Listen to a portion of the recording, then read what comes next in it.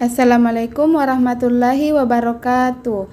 Baik, pada kesempatan kali ini kami akan menjelaskan tentang apa itu OSI layar. Topik yang akan kami bahas yaitu 1.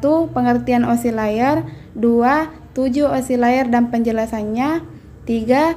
7 fungsi OSI layar, 4. Manfaat OSI layar, 5. Cara kerja OSI layar, 6. Interaksi antar layar pada OSI, 7. Gambar 7 OSI layar, 8. Konsep OSI layar. Untuk penjelasannya, saya akan serahkan kepada teman saya. Baik, OSI layar adalah singkatan dari Open System Interconnection. OSI dipakai sebagai model untuk membentuk standar umum jaringan komputer sehingga menunjang antar operasi perangkat jaringan dari pemasok perangkat jaringan yang berbeda. 7 OSI layer yaitu application layer, presentation layer, session layer, transport layer, network layer, data link layer, dan physical layer. Application layer merupakan prosedur penyambungan komunikasi dari perangkat. Artinya, application layer adalah penghubung antara perangkat dan sistem komunikasi. Contoh saat mengirim surel. Application layer berlangsung melibatkan HTTP, SMTP, FTP, dan Telnet. Presentation layer atau lapisan ke-6. Presentation layer bertanggung jawab untuk mempersiapkan data agar bisa digunakan dengan program tertentu.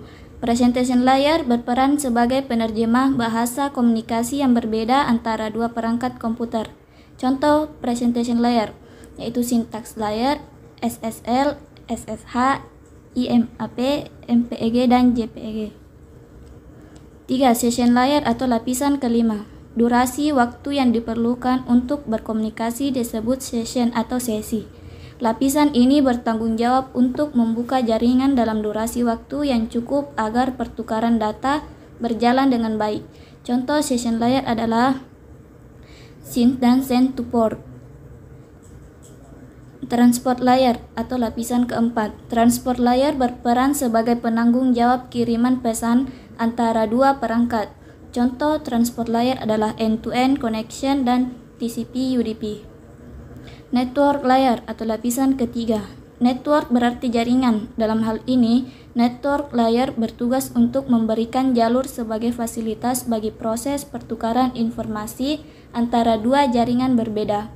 Contoh network adalah paket IP, SMP, IPsec, dan IGMP. Data link layer atau lapisan kedua. Jika network layer adalah penyalur informasi antar jaringan, data link merupakan pemberi jalur komunikasi di dalam jaringan yang sama. Contoh data link yaitu Framesh, Ethernet, PPP, switch, dan bridge. Physical layer atau lapisan ke-1. Lapisan paling dasar dari ke-7 OSI layer bertanggung jawab mentransmisikan data dalam bit stream. Contoh physical layer yaitu physical struktur, coax, fiber, wireless, hub, dan repeater. 7 fungsi OSI layer. Pertama, application layer berfungsi menunjang aplikasi untuk berkomunikasi melalui jaringan. 2. Presentation layer berfungsi memformat data sehingga dapat dikenali oleh penerima. 3. Session layer berfungsi membentuk koneksi kemudian memutuskannya ketika seluruh data telah terkirim. 4. Transport layer berfungsi mengatur flow control dan mengirim ulang data jika diperlukan. 5. Network layer berfungsi menambahkan alamat jaringan pada paket. 6. Data link layer berfungsi menambahkan MAC address pada paket. 7. Physical layer berfungsi mengirimkan data melalui media transmisi. Manfaat OSI layer. Pertama, memudahkan untuk memahami cara kerja jaringan komputer secara menyeluruh. Kedua, breakdown persoalan komunikasi data untuk mempermudah troubleshooting.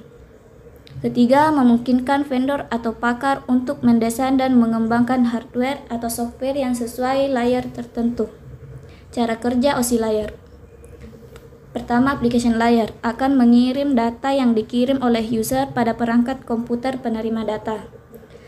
Kedua, terjadi konversi email menjadi sebuah format jaringan pada presentation layer. Ketiga, pada session layer akan dibentuk sesi perjalanan data sehingga seluruh proses pengiriman data selesai dilaksanakan. Kemudian pengirim melakukan pemecahan data di transport layer dan dikumpulkan kembali pada transport layer penerima. Network layer membuat alamat untuk mengarahkan data ke tujuan dengan benar. Akan dilakukan pembentukan data menjadi bentuk frame serta alamat fisik dalam data link layer. Selanjutnya pada physical layer, si lapisan utama, data akan dikirim melalui perantara jaringan menuju lapisan transport penerima. Terakhir, alur proses akan berbalik serta berulang dari physical layer ke application layer sesuai mengarah ke jaringan komputer user. Interaksi antar layer pada OSI. Tiap layer memberikan pelayanan pada layer di atasnya sesuai dengan spesifikasi protokolnya. Kedua, tiap layer mengirimkan informasi komunikasi melalui software dan hardware yang sama antar komputer. Konsep 7 OSI layer, layer aplikasi, berurusan dengan program komputer yang digunakan oleh user atau program yang hanya mengakses jaringan. Layer sesi atau session, bagaimana memulai, mengontrol, dan mengakhiri suatu komunikasi. Layer transport, pertama pemilihan protokol yang mendukung error recovery atau tidak. Kedua, melakukan multiplexing, mengurutkan data. Ketiga, melakukan segmentasi pada layar atasnya. Keempat, melakukan koneksi end-to-end. Kelima, mengirimkan segmen dari satu host ke host yang lain. Keenam, memastikan reliabilitas data. Layer network, pengalamatan dan routing IP.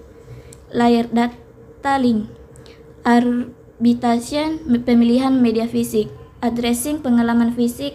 Error detection, menentukan apakah data telah berhasil terkirim. Kemudian identity data.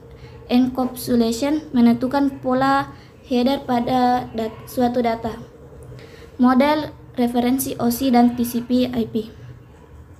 Sesuai namanya, model OSI dan TCP/IP adalah model atau arsitektur yang dijadikan acuan dasar dalam membuat dan mengembangkan jaringan networking. Definisi lain, model OSI dan TCP/IP adalah suatu pola yang dijadikan standar dalam perangkat networking, sehingga satu perangkat dapat compatible atau cocok dengan perangkat yang lain. Baik, itulah tadi sedikit penjelasan dari teman saya.